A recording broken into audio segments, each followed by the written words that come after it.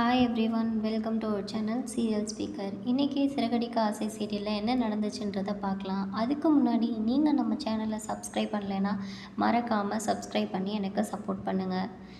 ஸ்ருதியையும் ரவியையும் காட்டுறாங்க. ஸ்ருதி வந்து ரெஸ்டாரண்ட்டுக்கு உண்டான வேலையெல்லாம் பார்த்துட்ருக்காங்க. ரவி அவங்கக்கிட்ட என்ன பண்ணிகிட்ருக்க அப்படின்ற மாதிரி கேட்குறாங்க. கேட்டதுக்கு இந்த மாதிரி ரெஸ்டாரண்ட்டுக்கு உண்டான வேலையெல்லாம் நான் பண்ணிகிட்ருக்கேன் ரவி, என்ன ஆச்சு அப்படின்னு சொல்லி கேட்குறாங்க.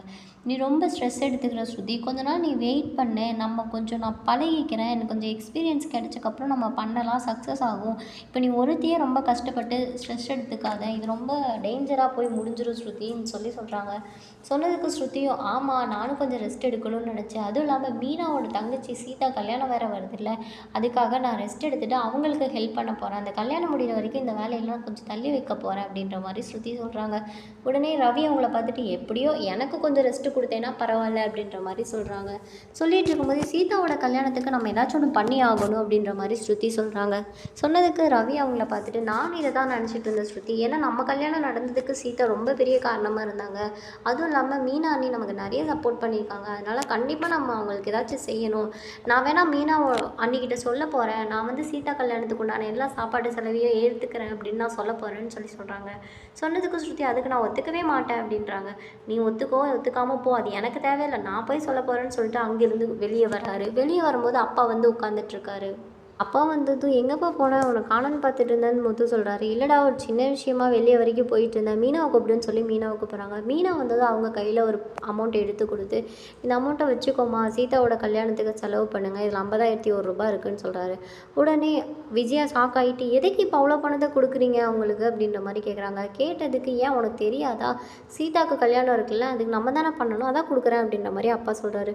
சொன்னதுக்கு மீனாவும் முத்துவும் இல்லை, இப்போ எதுக்கு இந்த பணம், நீங்கள் வச்சுக்கோ, உங்களுக்கு செலவுக்கு எதுவும் யூஸ் ஆகும், ஆல்ரெடி செட்டில்மெண்ட்டுக்கு இருந்த பணத்தை எல்லாத்தையுமே மனோஜ் வேஸ்ட் பண்ணிட்டான்ற மாதிரி முத்து சொல்லிட்டு இருக்காரு. உடனே அப்பா சொல்கிறாரு, நான் சொன்னபடி நான் கொடுத்துட்டேன், இதை வச்சு ஆன வேண்டிய வேலையை பாருன்னு சொல்கிறாங்க. அந்த நேரத்தில் விஜயா இவங்க பொண்ணுக்கு நம்ம ஏங்க கல்யாணம் பண்ணி வைக்கணும், நம்ம காசு ஏன் கொடுக்கணும்னு சொல்லி பேசிகிட்டு இருக்காங்க.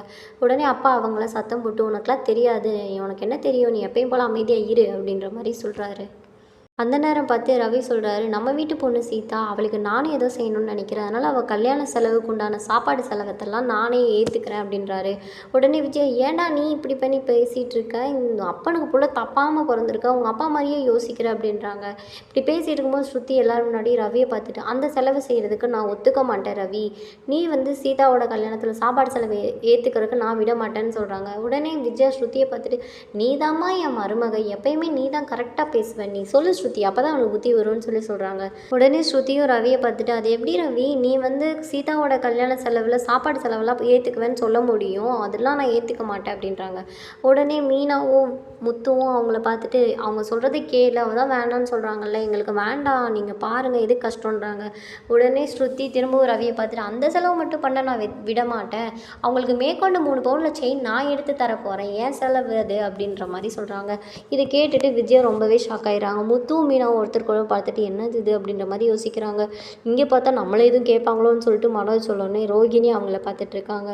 உடனே அப்பா வந்து மனோஜ் நீ என்னடா பண்ண போகிற அப்படின்னு சொல்லி கேட்குறாரு. கேட்டதுக்கு நான் வேலைக்கு கிளம்பிட்டேன்ப்பா அப்படின்னு சொல்கிறாரு. சொன்னதுக்கு டே கல்யாணத்துக்கு என்னடா பண்ண போகிற அப்படின்னு சொல்லி கேட்குறாங்க. கேட்டதுக்கு என்னால் என்ன பண்ண முடியும், நான் ஒன்றும் பண்ணலைன்னு சொல்கிறாங்க. ஆனால் ரோகிணி சொல்கிறாங்க, நான் என்னோட சார்பாக ப்ரைடல் மேக்கப்பை ஃப்ரீயாக பண்ணித்தரேன் அப்படின்ற மாதிரி சொல்கிறாங்க.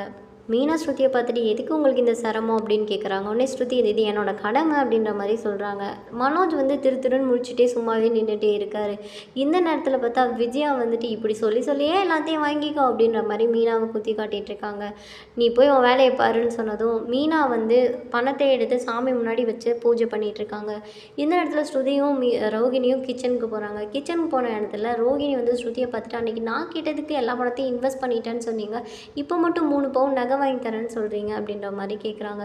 கேட்டதுக்கு ஸ்ருதி சொன்னாங்க, நீங்கள் தேவையில்லாமல் அத்தையை காம்ப்ரமைஸ் பண்ணணும்னு நினச்சிங்க, அதுக்கெல்லாம் எப்படி ஹெல்ப் பண்ண முடியும், இது வந்து கல்யாணம் சீதாவோட ஃப்யூச்சரு, அதை ஸ்டார்ட் பண்ணி வைக்கிறதுக்குள்ள நானும் ஒரு பார்ட்டாக இருக்கிறேன், அதில் எனக்கு சந்தோஷம் அப்படின்ற மாதிரி சொல்கிறாங்க. சொன்னதுக்கு சரி என்னமோ பண்ணுங்க, மாற்றி தான் எல்லாத்தையும் பார்க்குறீங்க அப்படின்ற மாதிரி பேசிட்டு அங்கேருந்து கிளம்பிடுறாங்க.